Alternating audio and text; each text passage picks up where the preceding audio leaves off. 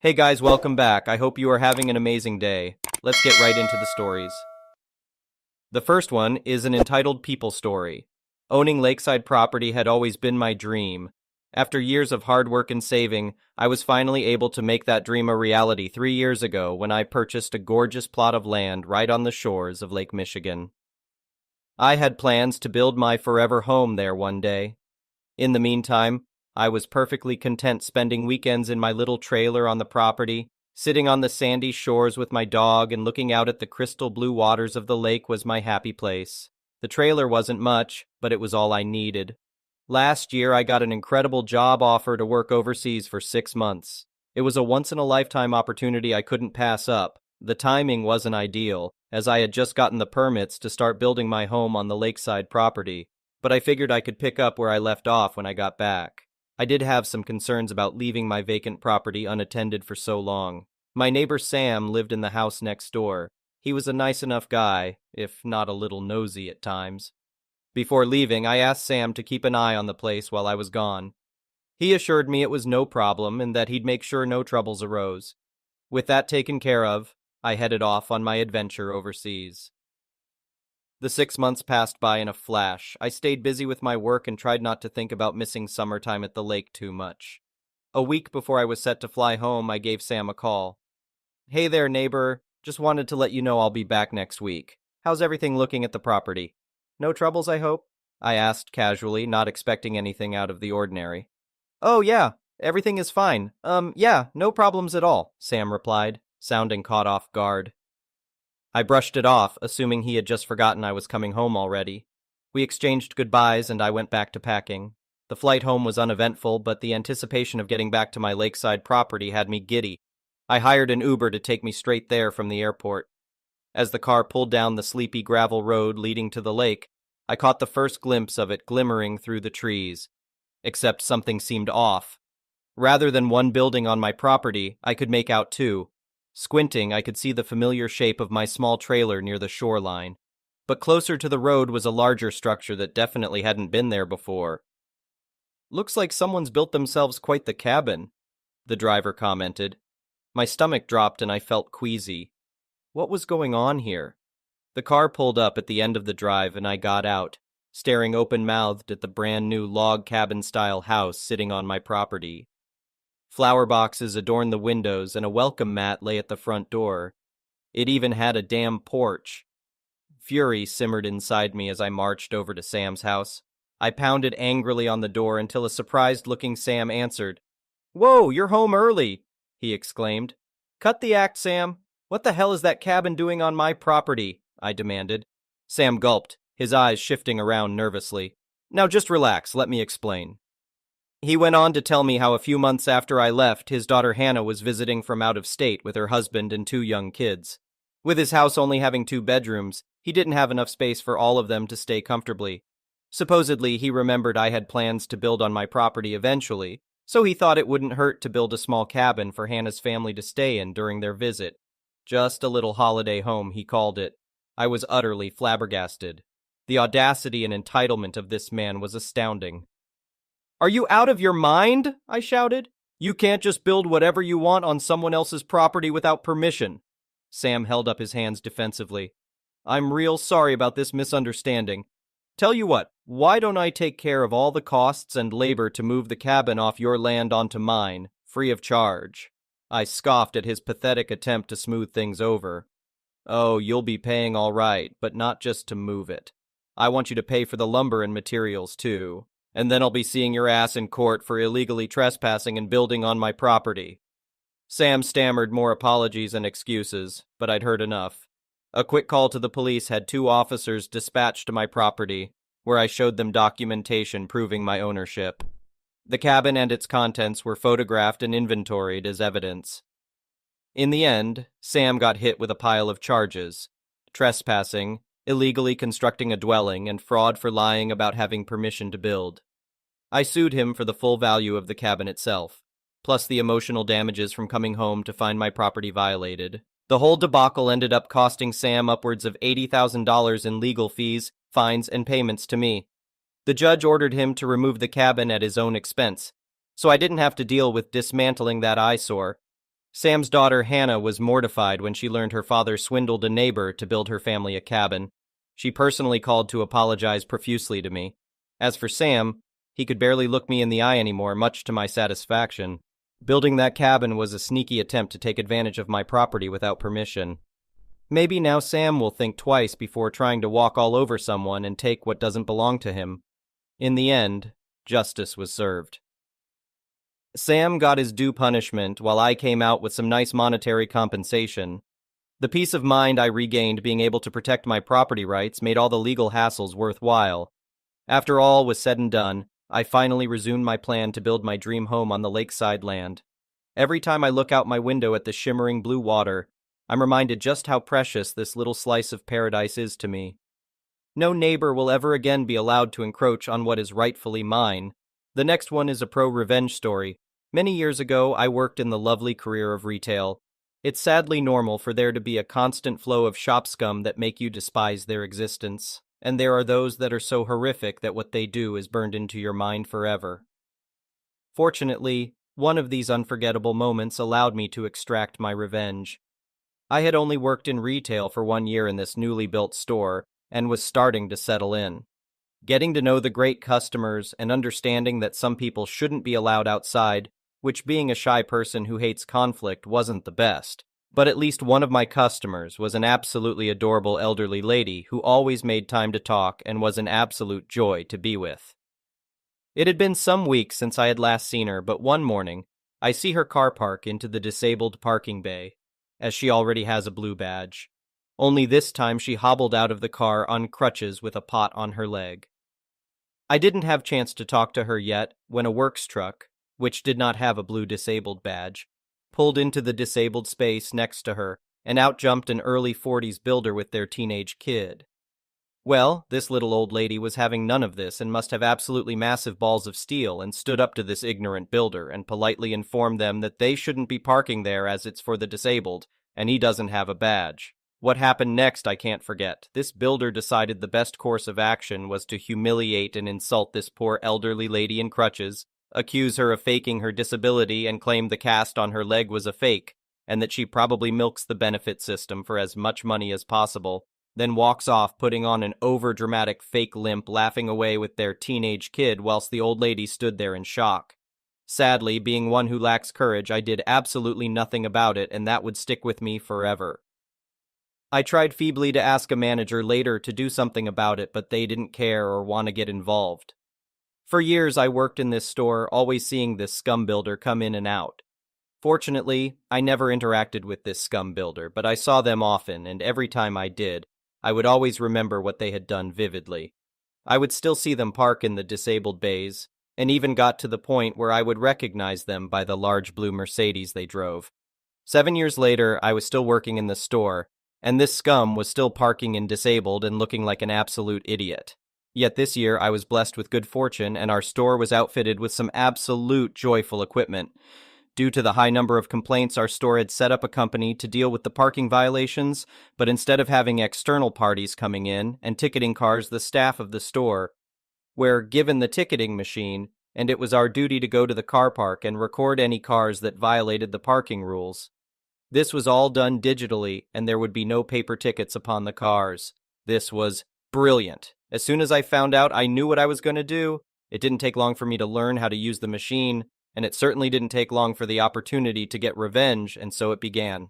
There were 3 rules for parking, and if you break these rules, there's a lovely £80 fine in return each time it happened. The first rule, no parking in disabled without a badge. And I know well that the scum builder is certainly violating this rule, and it wasn't long until I saw him next, and as soon as he entered the store, I quickly scurried out with the ticketing machine, and lo and behold, there was the oversized blue Mercedes in the closest disabled bay with no badge. I smashed them car details in with some well-shot photos and sent the report off so that they would receive a lovely letter of their fine they would ask to pay. That's not enough, though, but fortunately it takes weeks for them to finally receive the ticket, which grants me the opportunity to constantly ticket their parking violations. Because, as you would expect, the scum would always park in disabled, and as I worked at the front of the store, I would always know when they had parked. After ticketing their car dozens of times, The scum unfortunately learnt their lesson as their oversized blue Mercedes no longer appeared in disabled parking bays. But as you expect, the scum would still be scum, and they would find their new parking space inside child parking rule 2. Don't park inside child parking without a child. Had this scum gotten enough, I thought? Of course not. They haven't learnt their lesson and continue to be a complete wanker and park in the child parking, which we didn't have many spaces for. At this point, I knew all their car details by heart, and would gleefully fill out the ticket machine as I skipped over to their car violating the child parking and take the photos needed for them, including shots of their cat seats that bear no child seats in them. And as it became routine, this once again carried on a few weeks more of tickets being created, and eventually they start receiving the fines. Fortunately, me being me, I am completely invisible to others and often looked over, and I have yet to be seen or caught. But as all good things must eventually come to an end, when the scum came into the shop, their blue turd automobile was no longer there in child parking or disabled. Has the scum finally learnt their lesson? Would you be surprised if they had not? As it didn't take me long to find them. Rule 3. You must park inside a marked bay. And what a surprise, the scum still manages to duck this up. They would park over the line, taking 2 spaces up. Well, guess what? That's a job for me and my ticket machine. Trying to park inside taxi parking but can't fit the big-ass car in it? Boom, that ain't inside a marked bay, and ka-ching, another ticket and fine for the have one single wheel slightly over the white line of a bay. Well, guess who technically broke the rule? That's right, Scumbag did. And there goes a few more weeks of fun until eventually Scumbag runs out of ways that they can possibly break the rules, and our company hires externally to start ticketing cars, so my beloved weapon of justice goes to rest. Now I know what people are probably going to say, that all these fines are not enforceable because of blah blah blah, but I honestly don't care for a few reasons. Firstly, I'm being paid to do this, so either way my time or money isn't wasted. Secondly, it did have an effect as they repeatable changed their parking habits. And thirdly, even if they don't end up paying, they are still going to spend a duck ton of the time and effort trying to overturn them over and over again, having to constantly be harassed by mail. Overall, if all the fines are counted separate and added up, they would have received thousands of pounds worth of fines, building up overtime for being scum. Cherry on the top, about 3 years later, I walk by this piece of scum on the car park and watch as they scream at some innocent dude in a high-vis jacket, accusing them for being the one giving them all parking fines, which put me at peace knowing this must have seriously got to them and cost them to still be raving mad after 3 years. Short version, I give someone many small parking fines, adding up to the thousands of pounds for insulting a disabled lady several years earlier. The next one is a petty revenge story. Background: my ex-boyfriend is very dedicated to public service volunteering and a hard worker. On top of his crazy schedule, he also has a very built physique and is very dedicated to the gym. I found his ability to work hard, take care of his body, all while helping others admirable and physically attractive. A guy that does volunteering and aims to work in public service should be a good guy, right? I often found myself feeling like he never respected my time. He would ask to come over on days where I had classes the next morning. He admitted to pressuring me into sexual activity. Every time I confronted him with my feelings, he would always say, "I'm sorry you feel that way." He said I was ignoring him if I didn't respond to his messages or calls quickly, even if my phone was away. In the past, I was too clingy because I would message him too much and was too demanding by expecting him to take 3 seconds out of his day to message me good morning back. He forgot to get me a Valentine's gift as he had no time, so he gave me a cheap, expired chocolate bar from his car. Eventually, he apologized because he didn't know it meant that much to me and bought me 2 Sour Patch candies and a protein drink. All I asked for was a handwritten note from him. Story: yesterday I slept over at his place. We showered separately. I took 20 mins, he took well over an hour. I had to keep knocking on his door to get him to hurry up as we had plans. He took his sweet time as showering was his alone time, and we missed our date plans as he had to go to the gym. Today I slept over again. I tried waking him up earlier so we wouldn't miss our rescheduled date. He took 2 hours in the shower, and I couldn't go upstairs to knock on the door as his parents were walking around. We haven't met yet. So I had to spend almost 2 hours confined in his room. 1 hour in, I texted and called him informing him of the time. He had his phone in the shower, and said he would hurry up. Half an hour later, he was still in the shower. Another 30 minutes, and he was finally getting dressed. We no longer had time for our date again, so he was going to drop me back as he was getting late for the gym. He seemed surprised that I was angry at him. He said I was exaggerating 2 hours, but I remembered the time and I even sent him time reminders over text. I was fuming in the car and I told him to skip the gym as wasting 2 hours of my time, the second day in a row, was unacceptable. He said that the shower was his me time and he really needed it. He also said he couldn't miss the gym as he had to get bigger. I asked him if the gym was more important than me, and he said we could simply reschedule our date for tomorrow. Eventually, we reached my apartment. He told me to go inside and we could call and talk about my angry feelings. I refused to leave. I told him that he wasted 2 hours of my day, so I would waste an hour of his, and he would have to skip the gym. So I stayed in his car for an hour. He tried to leave, but I raised my voice at him. I told him he was selfish, had no respect for others' time, and that it was unacceptable. I had never raised my voice at him before or done anything vengeful, so he was startled. He disagreed and repeated he was a good person that respected others' time. He said he simply wasn't aware of the time, but I responded with the fact that he had his phone and you can check the time there. He said he lost track of time, but then I told him I even called and texted the time. He went quiet and started crying, pouting, and stomping his legs. He kept repeating, "I've never felt this way. I feel so claustrophobic. I want to go to the gym, please let me go." I refused. I said if he's feeling claustrophobic, he can take a walk around the area, but I wouldn't leave the car for another hour. I also told him he wouldn't be late for work, so he wouldn't die skipping the gym for one day. He cried and said he already missed half of his gym time yesterday, and I told him it was his own fault due to his poor use of shower time. He continued sitting there, pouting and crossing his arms, sniffling and stomping his feet in the footwell. 40 minutes in, he said, "So you really want it to end this way?" I said I was fed up with his behavior, so I was fine either way. He continued crossing his arms and pouting while refusing to apologize.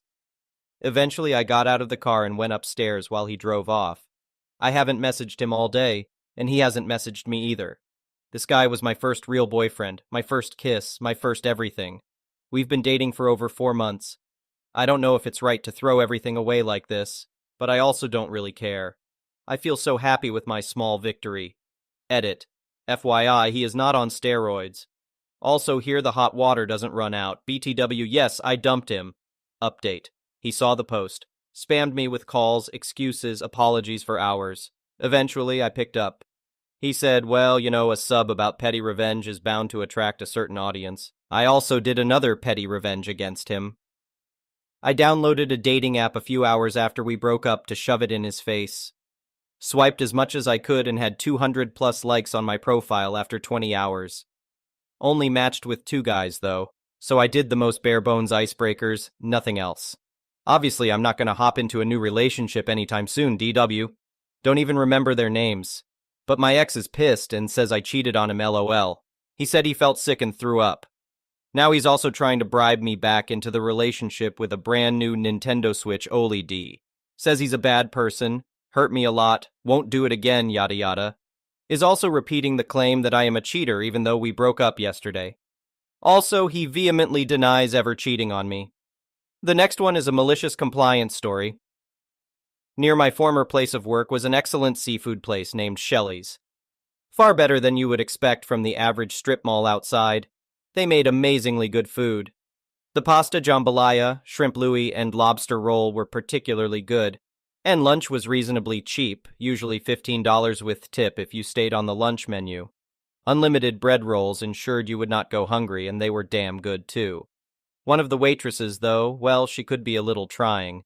She must have been over 70, a former smoker, and she took 2 to 3 breaths to ask you, "What do you want to drink?" And a little hard of hearing, a challenge for my softly spoken Australian expat coworker. But she was a fixture, so you bit your tongue and you knew the chef would lay a little extra on your plate and sometimes free dessert, Boston creme pie, house-made. Except for the Karens. They complained and sniggered behind her back, and went to the manager, also an owner, to ask to be reseated. "Of course, let me show you to the patio." Well, Jimmy and I exchanged a look because we knew the patio was only open for dinner. 15 minutes later, they stomped back in to complain that no one came to take their order and they had to head back to the office. And what was he going to do about it? Most people take the hint, lady. Speechless, they sputtered and left. Meanwhile, our waitress wandered by with free pie and the check. Anything else, boys? We're good, Shelley. Thanks for the pie. You boys be good. See you next week. And then she wandered off, still working in the restaurant she started 60+ years ago, now run by her son, the manager. At the time of the incident, P.S. just before COVID, Shelley passed away from emphysema-related problems, 89, working in her restaurant she opened with her husband at age 19, and worked there for 70 years. Her son took over as manager, but she still showed up to work every day, working the lunch hour, sometimes early dinner if she felt good. Wife and I celebrated many events there over the years, including her telling me she was pregnant after 3 years of trying and a miscarriage. Shelley was there for more than a few lunches and dinners.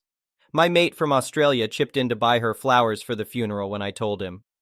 Thank you for watching. I would really appreciate it if you could like the video and subscribe to our channel if you haven't already.